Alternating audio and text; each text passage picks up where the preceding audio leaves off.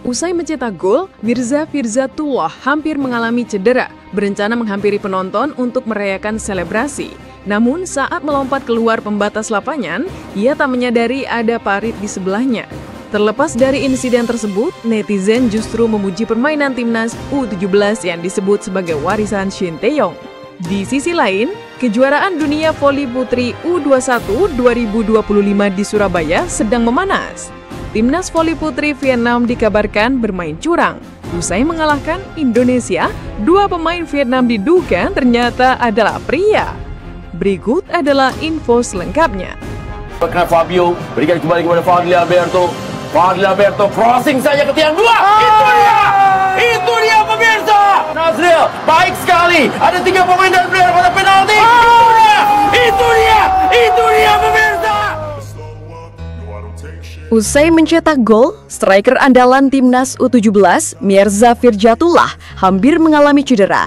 Berencana menghampiri penonton untuk merayakan selebrasi, namun saat lompat keluar pembatas lapangan, ia tak menyadari ada parit di sebelahnya.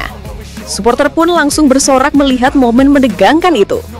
Terlepas dari insiden tersebut, netizen justru menyoroti permainan timnas U17 yang disebut sebagai warisan Shin Tae-yong. Timnas Indonesia U17 di bawah komando Nova Arianto tampil beringas. Banyak yang bilang permainan mereka bahkan lebih nikmat ditonton dibanding Timnas U23. Pertandingan Timnas U17 lebih enak ditonton daripada Timnas U23 di AFF kemarin. Katanya Coach Nova bisa mengharumkan nama Indonesia. Ya enggak, kalau ini sih bisa mengharumkan nama Asia kalau mainnya begini terus. Pressingnya bagus, stamina-nya oke, transisinya cepat banget. Porsinya setiap pemain jelas. Stamina tak kenal lelah, pressing rapat, tempo cepat, persis seperti sepak bola Eropa. Padahal, dulu latihan fisik Shin Tae-yong pernah dicibir sebagai penyiksaan. Nah, kalau Coach Shin sendiri, apa ilmu yang dia kasih buat yang sebelumnya ilmu itu tidak didapat bahkan sama ayah, terus di klub? Yang pertama pasti fisik. Itu pasti. Soalnya kan kita kayak skill bagus. Semuanya bagus, kalau fisiknya jelek nggak bisa kita bikin apa-apa di lapangan, pasti capek. Tapi siksa dari kecil itu fisik. Iya, kalau itu ya memang. Jadi kalau tapi masih kurang gitu. Masih kurang lah. Kita kayak pas kucing datang itu, wah ini latihan apa gitu, keras sekali. Kaget saya, latihan sehari 3 kali gitu kan, apalagi waktu 20 itu. Jadi yang terutama menurut saya fisik itu. Terus yang kedua, akhir-akhir ini ada lihat situasi. Jadi kayak sebelum terima bola itu harus lihat situasi, kita harus kemana dulu gitu kan. Scanning itu paling penting. Sekarang justru jadi senjata mematikan yang membuat lawan kelabakan. Laga perdana Piala Kemerdekaan 2025 menjadi panggung pembuktian. Bertempat di Stadion Utama Sumatera Utara, Deli Serdang, Selasa malam 12 Agustus 2025, Indonesia U17 menghadapi Tajikistan U17. Pertandingan berlangsung sengit dan berakhir imbang 2-2. Tapi yang jadi sorotan bukan hasilnya, melainkan gaya mainnya yang begitu agresif. Gol pertama Garuda Muda lahir di menit ke-34. Fadli Alberto, winger lincah berusia 17 tahun, mengirim umpan silang mematikan ke kotak penalti. Mirza Firzatullah menanduk bola dengan sempurna. Indonesia unggul 1-0. Namun hanya berselang 3 menit, Tajikistan membalas lewat Zarif Zoda Zarif. Skor kembali imbang 1-1. Memasuki babak kedua di menit ke-50, giliran Fadli Alberto yang mencetak gol. Menyambut umpan Eiser Tanjung dari sisi kanan, Fadli menuntaskan dengan sundulan keras yang tak mampu dibendung kiper lawan. Indonesia kembali memimpin 2-1.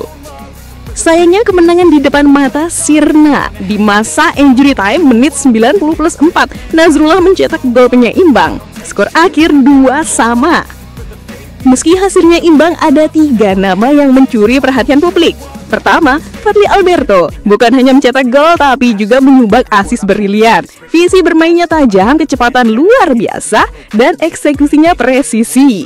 Kedua, Mirza Firzatullah. Striker berusia 16 tahun ini menunjukkan naluri predator sejati. Lolos dari jebakan offside, tenang dalam penyelesaian akhir, dan terus merebutkan barisan belakang lawan. Ketiga, Matthew Baker, bek kelahiran Australia ini jadi tembok kokoh di jantung pertahanan. Ia memblok peluang emas lawan, menutup ruang tembak, dan memastikan gawangnya tetap aman di momen-momen krusial. Metode latihan fisik ala Shin Taeyong yang diterapkan Nova Arianto terbukti ampuh. Permainan U17 terlihat lebih hidup, intensitas tinggi, dan stamina tetap terjaga hingga peluit pancing berbunyi.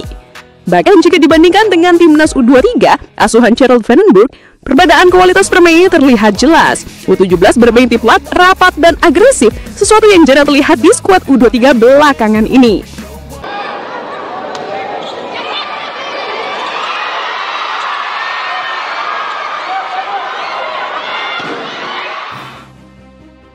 Kejuaraan Dunia Voli Putri U21 2025 di Surabaya sedang memanas. Usai mengalahkan Indonesia, 2 pemain Vietnam diduga ternyata adalah pria. Vietnam sebenarnya tampil perkasa di Pool A. Hari ini, Selasa 12 Agustus 2025, mereka menumbangkan Puerto Rico 3-1 di Jawa Post Arena, Surabaya. Dengan 4 kemenangan dari 5 laga, mereka sudah memastikan diri ke babak 16 besar. Tapi kini semua itu terancam lenyap. Laporan dari Volley Trails menyebut 2 pemain Vietnam, Dang Thi Hong dan Nguyen Vuong Quing, menjalani tes kromosom FIVB. Bahkan satu di antaranya, Dang Thi Hong, sudah dipastikan pria. Akibat tes ini, keduanya tidak bisa bermain saat melawan Puerto Rico. Jika Federasi Bola Voli Internasional benar-benar mendiskualifikasi Vietnam, seluruh poin kemenangan mereka akan dihapus, termasuk kemenangan atas Indonesia, Serbia, Kanada, dan Puerto Rico. Situasi ini bisa jadi angin segar untuk Indonesia. Saat ini Junaida Santi dan kawan-kawan berada di posisi kelima klasemen sementara Pool A dengan 5 poin, sama dengan Puerto Rico. Apakah diskualifikasi Vietnam akan membuka jalan bagi Indonesia menuju 16 besar? Semua mata kini tertuju ke keputusan FIVB dan laga panas melawan Argentina.